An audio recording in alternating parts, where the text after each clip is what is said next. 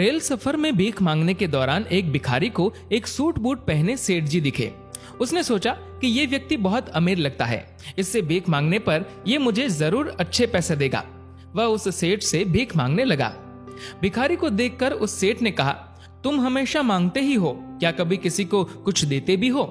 भिखारी बोला, साहब मैं तो भिखारी हूँ, हमेशा लोगों से मांगता ही रहता हूँ, मेरी इतनी औकात कहाँ कि किसी को कुछ दे सकूं। सेठ जी बोले, जब किसी को कुछ दे नहीं सकते तो तुम्हें मांगने का भी कोई हक नहीं है। मैं एक व्यापारी हूँ और लेन देन में ही विश्वास करता हूँ।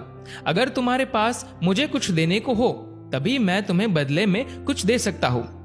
तभी वह स्टेशन आ गया जहां पर उस सेठ को उतरना था। वह ट्रेन से उतरा और चला गया। इधर भिखारी सेठ की कही गई बात के बारे में सोचने लगा। सेठ के द्वारा कही गई बात उस भिखारी के दिल में उतर गई। वह सोचने लगा कि शायद मुझे भीख में अधिक पैसा इसीलिए नहीं मिलता क्योंकि मैं उसके बदले में किसी को कुछ दे नहीं पाता हूँ। लेकिन मैं तो भिखारी हूँ, किसी को कुछ देने के लायक भी नहीं हूँ। लेकिन कब तक मैं लोगों को बिना कुछ दिए केवल मांगता ही रहूंगा? बहुत सोचने के बाद भिखारी ने निर्णय किया कि जो भी व्यक्ति उसे भीख देगा तो उसके बदले में वह भी उस व्यक्ति को कुछ न कुछ जरूर देगा। लेकिन अब उसके दिमाग में यह प्रश्न चल रहा था कि वह खुद भिखारी है तो भीख के बदले में वह दूसरों को क्या दे सकता है। इस बात को सोचते हुए दिन गुजर गया, लेकिन उसे अपने प्रश्न का कोई उत्तर नहीं मिला। दूसरे दिन जब वह स्टेशन के पास बैठा हुआ था तभी उसकी नजर कुछ फूलों पर पड़ी जो स्टेशन के आसपास के पौधों पर खिल रहे थे। उसने सोचा, क्यों न मैं लोगों को भीख के बदले कुछ फूल दे दिया करूं। उसको अपना यह विचार अच्छा लगा और उसने वहां से कुछ फूल तोड़ लिए और वह ट्रेन में भीख मांगने पहुंचा। जब भी कोई उसे भीख देता तो उसके बदले में वह भीख देने वाले को कुछ फूल दे देता। उन फूलों को लेकर वह लोग खुश होकर अपने पास रख लेते। अब भिखारी रोज फूल तोड़ता और भीख के बदले में उन फूलों को लोगों में बांट दिया करता। कुछ ही दिनों में उसने महसूस किया कि अब उसे बहुत अधिक लोग भीख देने लगे हैं। वह स्टेशन के पास के सभी फूलों को तोड़ लाता।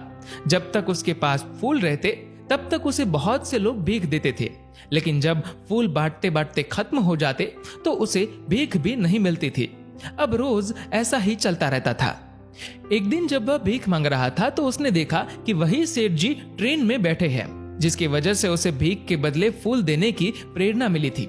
वह तुरंत उस व्यक्ति के पास पहुंच गया और भीख मांगते हुए बोला, आज मेरे पास आपको देने के लिए कुछ फूल है, आप मुझे भीख दीजिए, बदले में मैं आपको कुछ फूल दूंगा।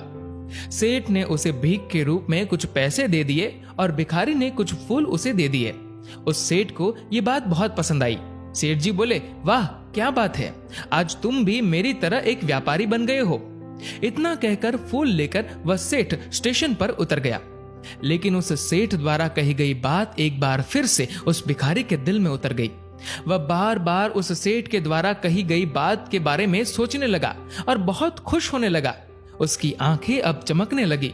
उसे लगने लगा कि अब उसके हाथ सफलता की वह चाबी लग गई है जिसके द्वारा वह अपने जीवन को बदल सकता है। वह तुरंत ट्रेन से नीचे उतरा और उत्साहित होकर बहुत तेज आवाज में ऊपर आसमान की ओर देखकर बोला, मैं भिखारी नहीं हूँ, मैं तो एक व्यापारी हूँ। मैं भी उस सेठ जैसा बन सकता हूँ, मैं भी अमीर बन सकता हूँ। लोगों ने उसे देखा तो सोचा कि शायद यह भिखारी पागल हो गया है। अगले दिन से वह भिखारी उस स्टेशन पर फिर कभी नहीं दिखा।